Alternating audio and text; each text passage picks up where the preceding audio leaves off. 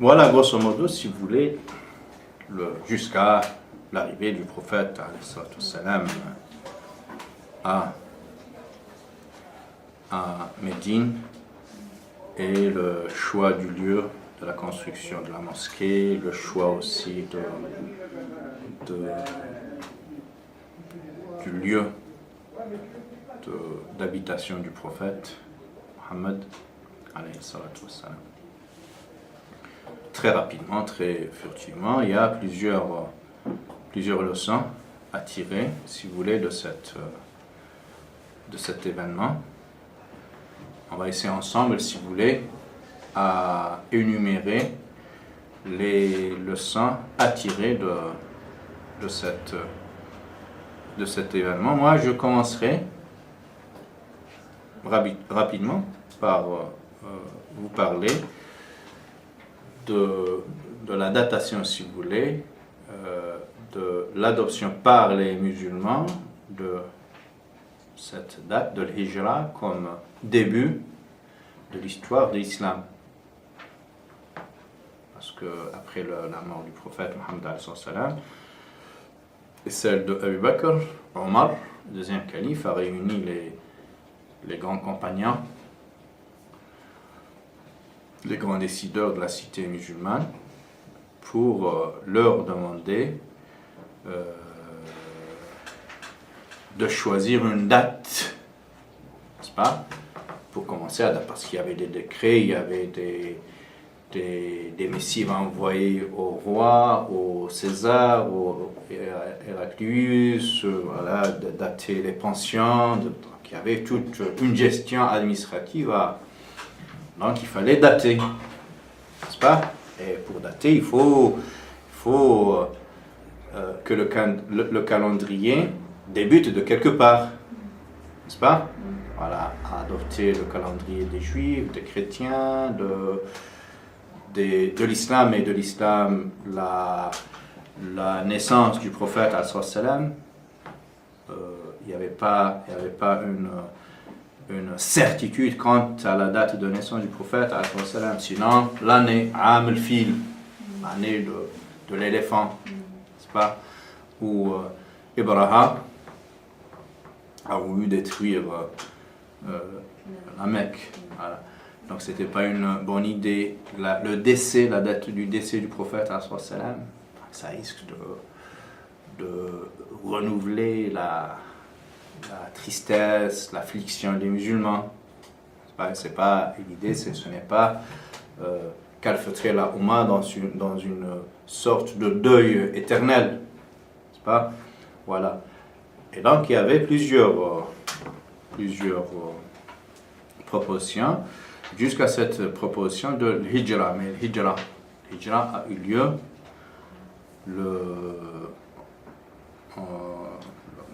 lors de Rabi' al-Awwal. Les uns ont dit 2 Rabi' al-Awwal, les autres 12 Rabi' al-Awwal. Rabi' al-Awwal, c'est le combien? Muharram? Oui, non, mais dites-moi l'enchaînement. Muharram. Safar. Rabi' al-Awwal, Rabi' al-Thani. Donc c'est le 4e mois. Rabi' al-Thani. Rabi' al-Thani, 12e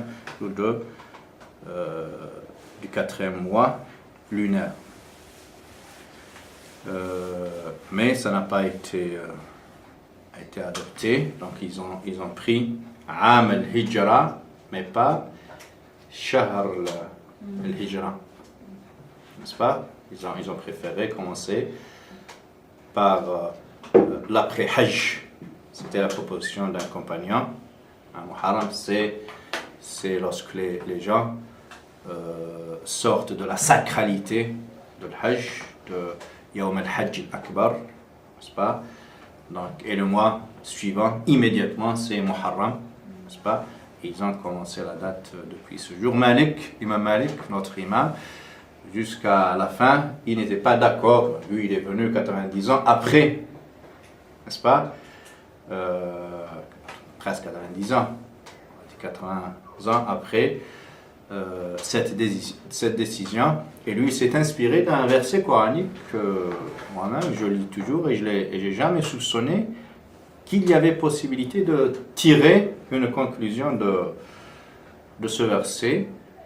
La masjidun ussisa ala taqwa min Allahi wa ridwan ahaqqu min awwal yawmin ahaqqu an taquma fihi min la masjidun ussisa على التقوى من أول يوم أحق أن تقوم فيه من أول يوم. Voyez donc une mosquée qui a été construite sur la base de la crainte, de la révérence d'Allah depuis le premier jour. Allah a utilisé cette tournure là, le premier jour. Hein? Et digne, cette mosquée, ce lieu est digne que tu y fasses la prière, n'est-ce pas? Et donc, Allah a utilisé min awwaliyam, et donc Imam Malik a dit que Allah a utilisé cette phrase, cette tournure, le premier jour. Je ne sais pas si vous suivez, mais vous pouvez revisiter. C'est dans... De quelle mosquée? C'est quel verset? Celle de Médine. C'est celle de Médine. Celle de Médine. Celle de Médine, exactement. Donc, et pour Malik, normalement, c'était Rabi al-Awwal qui était censé être le premier, la date 0 si vous voulez, la date T0 de l'islam. Voilà, moi ce qui m'a... Après, bien sûr, la Oumma a été consensuelle sur ce choix, alhamdoulilah, mais juste pour vous dire cette inspiration extraordinaire, comment Imam Malik interrogeait les versets jusqu'à en tirer des précisions telles que celle-là. La masjidan ussisa ala taqwa min Allahi min awwal yawmin ahaqqu an taquma fihi. Tu peux c'est dans la sourate Tawba. Tawba. Vous l'avez trouvé? Tawba, c'est la 9, on va chercher. Donc, l'énumération de 1 jusqu'à 12, elle n'existait pas. Il y avait les mois. Ça ne disait pas le premier mois, c'est Muharram, le deuxième mois. Si, les Arabes avaient cette... et ils jouaient juste avec les mois sacrés, en les reportant parfois au gré de leur convoitise, de leur décision d'agresser, n'est-ce pas, de déclarer la guerre, ils déplaçaient les mois sacrés. Mais sinon, ils avaient le même calendrier, les Arabes, c'est-à-dire 12 mois. Et le Coran a adopté ce calendrier lunaire tout en insistant sur l'invariabilité des 4 mois sacrés, 3 mois successifs et le mois Rajab dans Jumada. Juste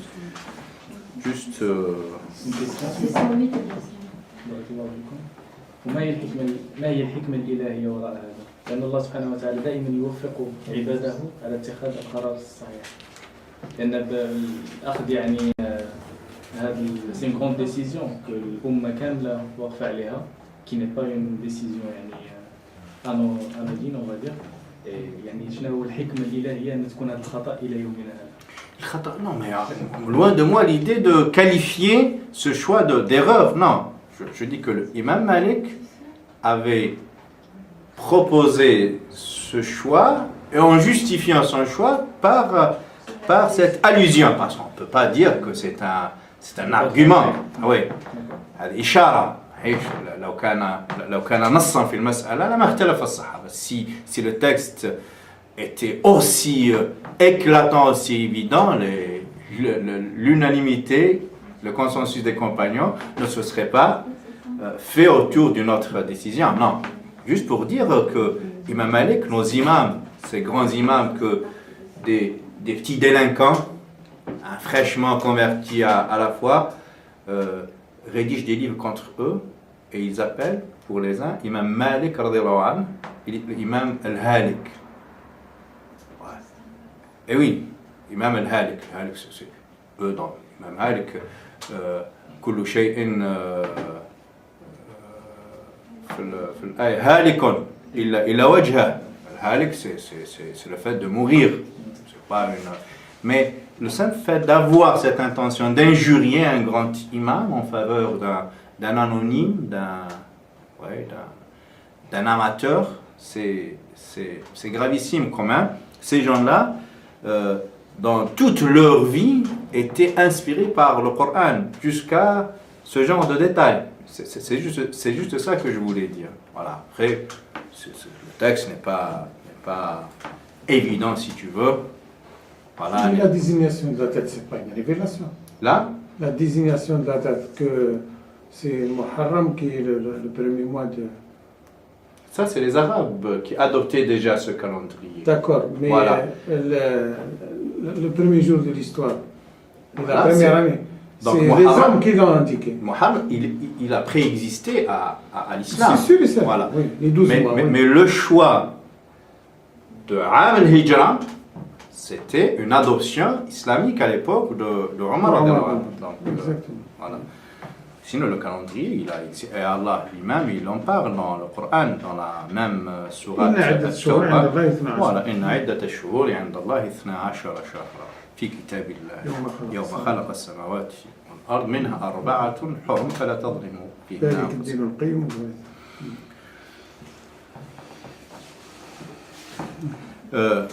Voilà, déjà pour ce qui est de la date, il y a en matière de choix de la date, il y a aussi une autre valeur, si vous voulez, sous-jacente. L'islam a toujours tenu à ce que cette cause, ce principe, ces valeurs ne soient pas liées à une personne. La personnification, le culte de la personne en islam est condamnable. Le christianisme, c'est par rapport au Christ, n'est-ce pas? Voilà. Donc le bouddhisme, même le judaïsme, c'est trop lié à Moïse. Voilà. Mais l'islam a toujours tenu à mettre entre parenthèses les hommes, les personnes, pour s'attacher au principe. N'est-ce pas? Donc le hijra, c'est un principe, c'est un concept. C'est le fait de se départir, si vous voulez, d'une ambiance dégénérée, corrompue, n'est-ce pas, pour aller vers une autre situation favorable à l'épanouissement spirituel du musulman, de la Ummah islamique. Et cette notion même de la hijra a été entériné par le prophète, alayhi salatu wassalam. Tu nous rappelles ton hadith de Jumu'ah al-Hassani? Ne compte pas. Je ne compte pas sur toi. Dans un hadith, en fait, il y a plusieurs variantes du hadith où on voit revenir ce passage. Wal muhajiru, le vrai. Muhajir, bien sûr, à l'époque du prophète, c'est celui qui a émigré de la Mecque vers Médine. Mais pourquoi avait-il émigré? Ce n'est pas un trajet qu'il a parcouru. C'était un trajet psychologique. Il s'était départi, si vous voulez, il s'était éloigné de son égoïsme, de ces lieux qui lui étaient préférés, vers des lieux préférés à Allah subhanahu wa ta'ala. Allahumma innaka qad akhadhtani min ahabbi al-biladi ilayya ila ahabbi al-biladi ilayka. Dieu, tu m'as fait déplacer de la ville qui m'est la plus chère à moi, à mon cœur, vers la ville qui est la plus chère à toi, la plus agréable. Et donc cette idée d'être toujours en émigration permanente, des lieux désagréables à Allah, vers des lieux agréables à Allah, subhanahu wa ta'ala, c'est un voyage en non-stop. Le musulman est toujours en état de pèlerinage, de pérégrination, de sayr, fil ard, n'est-ce pas, de voyage spirituel, lorsque ce grand maître spirituel, moi cette maxime avant de partir, jeune homme, elle est très importante et tu pars avec ce petit butin. Moi, honnêtement, ça me tient à cœur cette phrase, lorsque ce grand maître spirituel a reçu la visite d'un disciple qui avait parcouru un trajet très dur pour arriver à son maître et le maître de lui rappeler l'essentiel de l'éducation islamique en lui disant Ya hada inna hada al-amr amr yani amr tasawuf amr تطهير القلب تزكية النفس إن هذا الأمر لا يتم بقطع المسافات فارق نفسك بشبر يحصل لك مرادك. Oh, toi qui avais parcouru toute cette trotte, la réalisation spirituelle ne se fait pas en parcourant les longs trajets. Contente-toi de t'éloigner de ton ego, ne serait-ce d'un seul empan, n'est-ce pas? Et tu verras se réaliser pour toi ton épanouissement spirituel et ta réalisation spirituelle. Donc il ne s'agit pas de faire des milliers de kilomètres, il te suffit juste de t'éloigner de ton égoïsme, d'un shibr, d'un empan, n'est-ce pas, pour avoir cette réalisation. Voilà, juste ça, c'est un passage que j'ai tenu à te le faire écouter. Donc, ô toi, disciple, la réalisation spirituelle ne se fait pas en parcourant les longues distances. Contente-toi de t'éloigner de ton ego, ne serait-ce que d'un empan, et tu verras t'accomplir pour toi l'exploit, si vous voulez, de la réalisation spirituelle. Voilà. Et donc cette notion de hijra, c'est-à-dire s'éloigner de la médiocrité, du péché, de l'ignorance, de la laideur, de la mauvaise fréquentation, de la mauvaise lecture, des mauvais projets, donc toujours s'éloigner, n'est-ce pas, du faux vers le vrai, du mensonge de l'injuste vers le juste, du laid vers le beau, n'est-ce pas, et même entre dans le bien, il y a le bien et le meilleur. Donc même parce que à longueur de journée et au gré des prières, le musulman ne cesse de dire et pourtant il est dans la rectitude, sur le droit chemin, mais il ne cesse de le répéter parce que au sein même de la rectitude, il y a des degrés de raffinement spirituel, intellectuel, de purification du cœur, de la conscience. Voilà.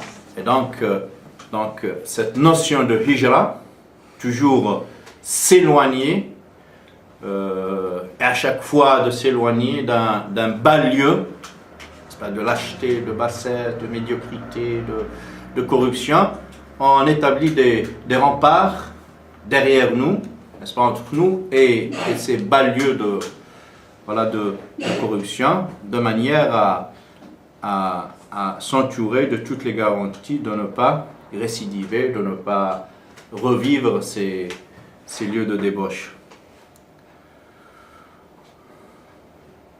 Voilà, après je vous rends la parole.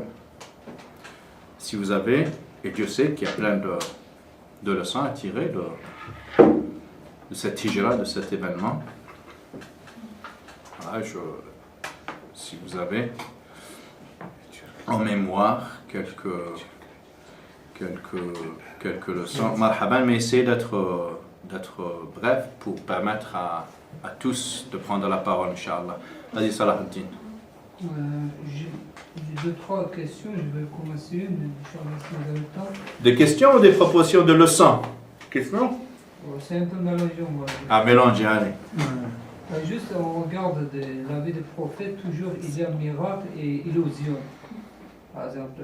Miracle et il y a des miracles, il y a des illusions. Des illusions. Vous avez donné exemple quand le professeur il a sorti chez lui, il a jeté un peu de terre sur les visages des gens, par exemple. Est-ce que cette illusion avec des miracles, il existe pour des savants ou pas, par exemple? Il y a des savants aussi, des fois, ils rentrent le même problème des prophètes. C'est pas le même, mais ils sont le problème comme les prophètes. La deuxième chose, aujourd'hui, émigration, hijra, on peut le dire, on est né à un endroit, on est toujours à un autre endroit. Parce qu'il y a des hijra, ils ont fait hijra de religion, on fait hijra économique. Je ne sais pas c'est quelle catégorie hijra. Est-ce que hijra, c'est émigration, il existe sur la terre, que pour musulmans ou pour des autres? Parce qu'aujourd'hui, sur la terre, il y a beaucoup de systèmes d'immigration qui tournent. Il y a 10 millions de personnes, il est émigré en Europe, par exemple, et d'autres endroits par rapport à... Est-ce que l'immigration, il donne un résultat bien ou mauvais? Émigré, et il nous a donné une vision, il a exposé la vision, et qu'est-ce qu'on comprend de l'immigration aujourd'hui? Est-ce qu'on a venu pour immigration de l'économie, immigration de meilleure la vie, immigration de notre religion? Comment on peut comprendre de ce émigré de 2013 ou jusqu'à 1900? C'est ça. La première? La première, c'est les miracles. Est-ce que les savants, ils ont pas des miracles, carrément, comment on appelle ça, des privilèges, des prodigues, ouais. C'est ça la première question. Tu dois répondre à cette question, c'est très important. N'est-ce pas? Mais il me semble que ça... C'est ça la question. Oui. Voilà. Tu réponds. Parce que tu as mis en parallèle Salahuddin, miracle avec illusion. C'est ça que j'ai pas compris. Non, je dis, des prophètes, pour tous les prophètes, dans sa vie, toujours tu peux trouver un miracle avec illusion. Allah, il a donné avec un miracle, une illusion, quelque chose pour souvenir, pour sortir sa problème, par exemple, Moussa, il a dit, miracle ouvre la mer, par exemple, Isa, alayhi salam, les prophètes. Parce que les scientifiques ont trouvé des preuves. Voilà. Ont trouvé quelque chose à l'heure d'aujourd'hui qui justifierait certains miracles, certaines illusions qui se sont passées. Pour Voilà, sauver des prophètes. Parce que des prophètes, des savants, des voyages des prophètes, par exemple. Aujourd'hui, il y a beaucoup Les savants sont les héritiers oui, des héritiers, prophètes. par exemple. Est-ce qu'il existe ou quand même existe? Comment on peut comprendre pour une normale personne? Allah, des fois, il donne des illusions, il donne des miracles, des karamas, d'autres choses. Comment on peut faire dans le pratique? Comment on peut comprendre? Déjà, je reviens. Là, tu m'obliges à répondre à la question que je vous ai posée. Moi, je m'attendais à ce que vous soyez vous qui répondiez à cette question. Je vous ai dit, oui, la question consistait à vous dire Quels autres enseignements voilà, peut-on que combien même le... Non, la première. Alors, pourquoi il a pris des garanties alors qu'Allah le protège? Voilà, exactement. Ça, c'est clair. Ah, vas-y, le Hajj, sur ça. Comment se Non, fait-il non, que tu le réponds prophète... Non, je vais revenir à la question de Salahuddin. Je vais tenter de donner des éléments de réponse. Mais avant d'essayer de répondre... Et le plus facile, le plus normal du monde, le prophète était un redis modèle. redis la question. La question, pourquoi a-t-il pris toutes les précautions malgré la protection de Dieu? Voilà, c'est clair. C'est un exemple. Le prophète est un exemple, est un modèle pour l'humanité. Il doit donc nous donner ce modèle de se donner tous les moyens donc qu'on peut imaginer pour qu'il puisse, pour que l'être humain puisse les prendre en charge lorsque justement il ambitionne d'aller vers un projet. Il est obligé donc de prendre ses précautions. 10 sur 10. Au maximum, il ne faut rien laisser au hasard. 10 sur 10. Et les prodigues et les miracles, je ne pense pas que les êtres humains puissent... les prodiges. Prodigues. C'est quoi les prodigues? Prodiguer, c'est être dans la générosité, la largesse. Ah, c'est le contraire. La prodigalité. Prodiguer. Merci. Oui, Fatima. En plus de ça, moi j'ai pensé que c'est vrai qu'il y a Ahlul Asbab, c'est-à-dire tous les prédispositions de façon à ce que ce qu'on entretient dans la vie puisse aboutir. Et en plus, moi je sais pas, j'y ai pensé maintenant, je pense aussi parce qu'en fait il n'était pas tout seul. Allah il a dit, oui, c'est-à-dire que si lui seul il était protégé, pas Abu Bakr, pas les autres, pas les compagnons. Donc du coup, il fallait qu'il protège les personnes qui étaient autour de lui. Donc du coup, il fallait qu'il prenne toutes ses prédispositions pour qu'il leur arrive rien. Voilà. C'est bien dit parce que si je continue dans la même ordre d'idée, puisque Abu Bakr, et quand il était dans la grotte, il avait peur.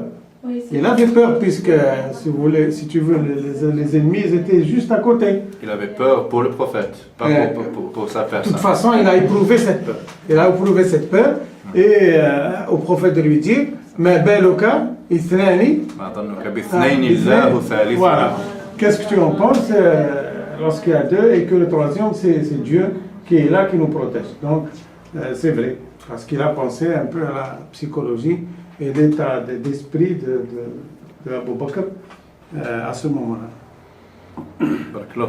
Donc, je retiens que dans sa manière de faire, le prophète faisait tout pour qu'il soit imitable, pour qu'il soit reproductible, si vous voulez, pour qu'il soit à la portée du commun des mortels que nous sommes. Parce que si moi, musulman du 21e siècle, je nourris cette conviction que le prophète avait réussi cet exploit parce qu'il était protégé, donc je risque de me démotiver et me dire, moi je ne jouis pas de la même garde rapprochée, de la même protection que le prophète, donc ce n'est même pas la peine de tenter de...